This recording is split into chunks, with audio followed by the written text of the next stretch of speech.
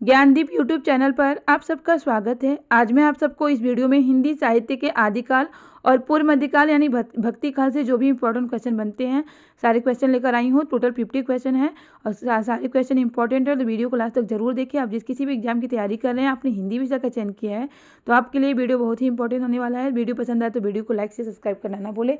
तो चलिए देखते हैं क्वेश्चन नंबर 1, आदिकाल से जो क्वेश्चन बनते हैं। हिंदी साहित्य के आदिकाल का अन्य प्रचलित नाम क्या है? हिंदी साहित्य के आदिकाल का अन्य प्रचलित नाम है वीरगाथा काल। इस वीरगाथा काल नाम किसने दिया है? आचार्य रामचंद्र शुक्ल ने आदिकाल को वीरगाथा काल नाम दिया है।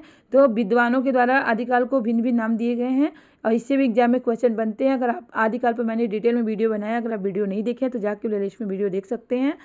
क्वेश्चन नंबर 2 है, पृथ्वीराज आसो के रचयिता कौन है? चंद्रवरदायी पृथ्वीराज आसो के रचयिता हैं। हिंदी का प्रथम महाकाव्य क्या है? तो हिंदी का प्रथम महाकाव्य है पृथ्वीराज आसो। हिंदी के प्रथम महाकाव्यकार कौन माने जाते हैं? चंद्रवरदायी। और एक क्वेश्चन और भी बनता है कि आचार्य रामचंद्र शुक्ल के अनुसार हिंदी का प्रथम कवि कौन है? तो आचार्य रामचंद्र शुक्ल के अनुसार हिंदी का प्रथम कवि चंद्रवरदायी है। वैसे हिंदी के प्रथम कवि सरापा है, लेकिन रामचंद्र शुक्ल के अनुसार हिंदी के प्रथम कवि कौन है? चंद्रवरदायी जी हैं। क्वेश्चन नंबर 3 है, आदिकाल की किसी गद्य रचना का नाम बताइए। आदिकाल की गद्य रचना का नाम है वर्ण रत्नाकर। क्वेश्चन नंबर 4 है, कीर्तिलता के रचयिता कौन है? विद्यापति जो है कीर्तिलता के रचयिता है। विद्यापति आदिकाल के कवि हैं और इन्हें मैथिल कोकिल के नाम से जाने जाते हैं क्योंकि इन्होंने मैथिली भाषा में रचनाएं की हैं।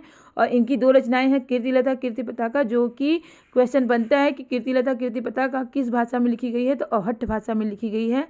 क्वेश्चन नंबर 5 है, आलखंड के रचयिता कौन है? जगनिक आलखंड के रचयिता हैं। आलखंड के रचयिता कौन है? जगनिक है। क्वेश्चन नंबर 6 है, आदिकाल वीरगाथा काल के किन्हीं 4 कवियों के नाम बताइए। आदिकाल के मतलब आदिकाल जैसे कि वीरगाथा काल नाम भी दिया गया है, तो 4 कवि कौन कौन से हैं? नरपति नाल, चंद्रवरदायी, जगनिक और भट्ट केदार। क्वेश्चन नंबर 7 है, खुमांड आसो के रचयिता कौन है? दलपति विजय जो है वो खुमांड आसो के रचयिता हैं।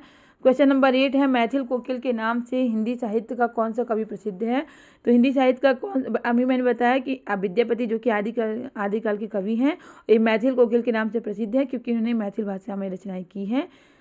क्वेश्चन नंबर 9 है, आचार्य रामचंद्र शुक्ल ने हिंदी साहित्य को कितने कालों में बांटा है? तो 4 कालों में बांटा है।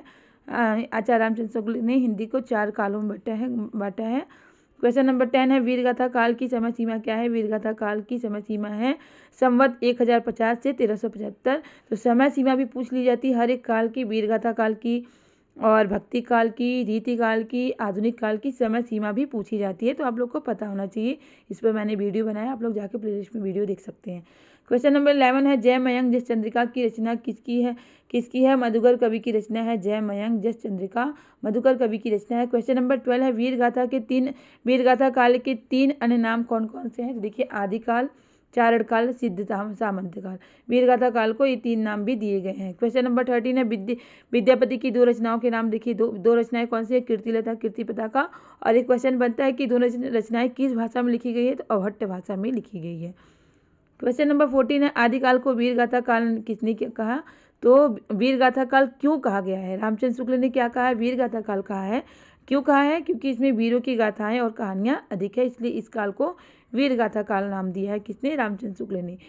क्वेश्चन नंबर 15 है, वीरगाथा काल के प्रतिनिधि कवि कौन है? तो चंद्रवरदायी जो है वीरगाथा काल के प्रतिनिधि कवि माने जाते हैं। क्वेश्चन नंबर 60 है, कीर्तिपताका के रचयिता कौन है? तो कीर्तिलता कीर्तिपताका के रचयिता विद्यापति हैं।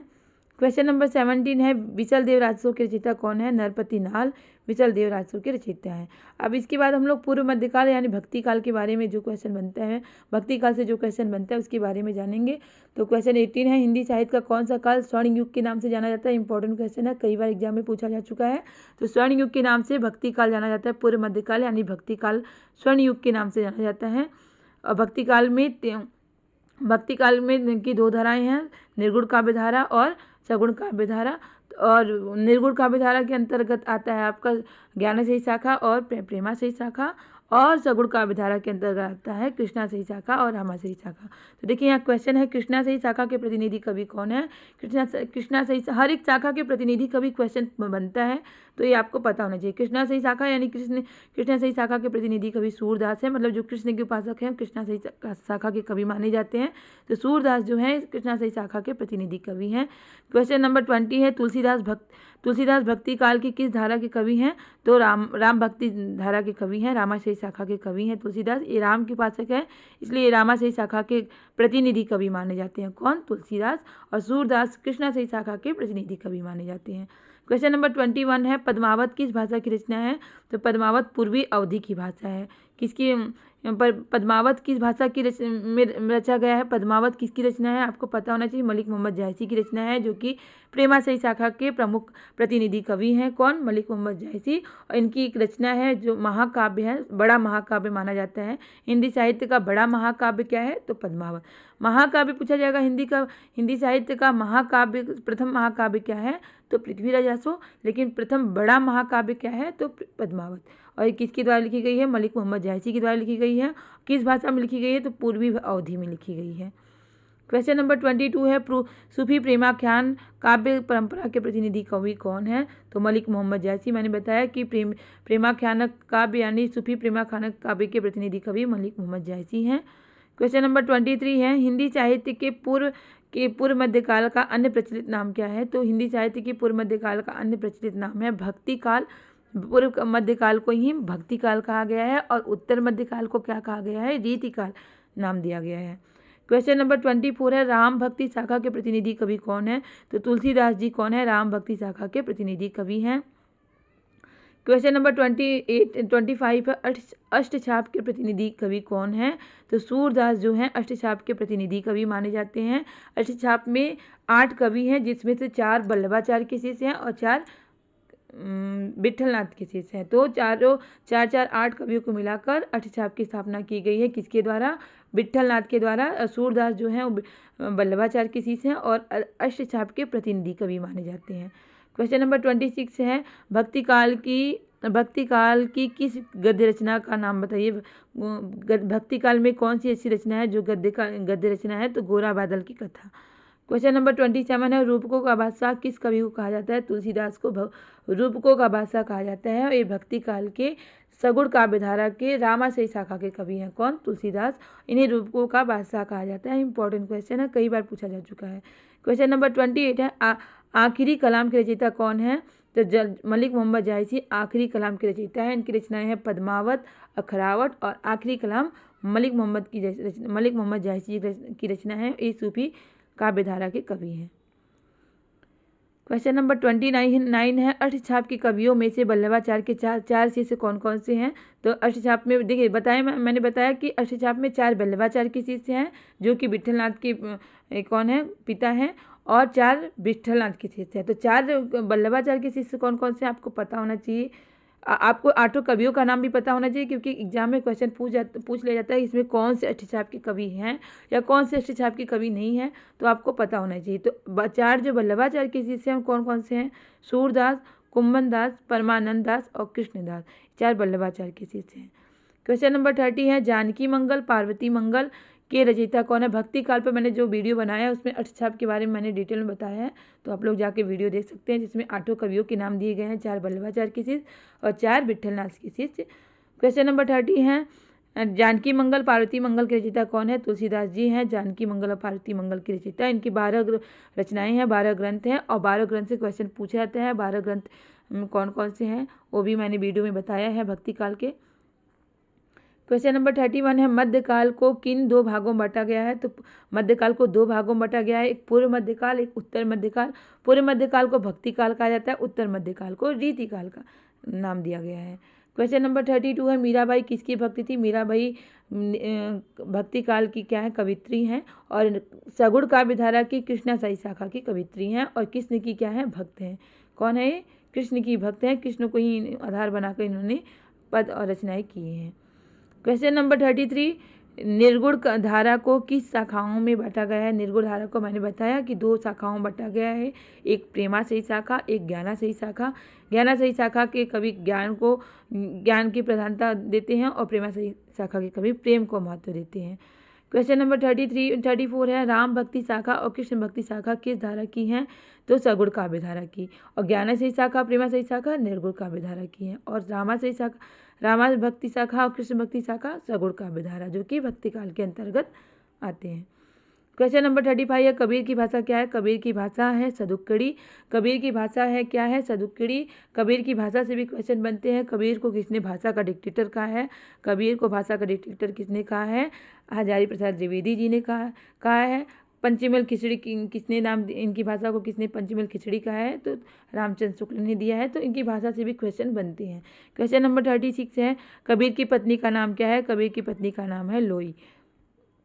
क्वेश्चन नंबर 37 है, कबीर किस शाखा के प्रतिनिधि कवि हैं?